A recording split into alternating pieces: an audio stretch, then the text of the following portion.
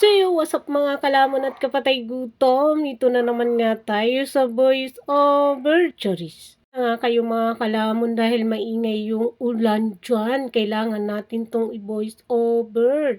Kaya yan, kain daw nga tayo dyan mga kalamon at kapatay gutom. Lumalamon nga ang person.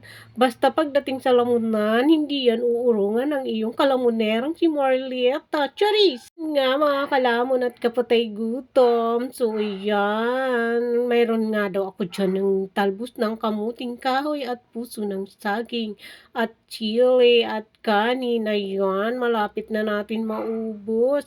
At mayroon nga din yun na konting barbecue mga kalamon. Sabi ko nga dyan, malakas ang ulan, ay makulimlim nga ang panahon.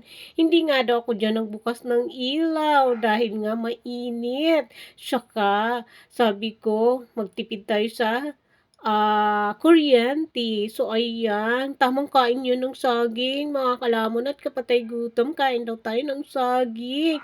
Dahil ang saging, maraming vitamin at protein. So, ayan, you tomorrow. Bye-bye!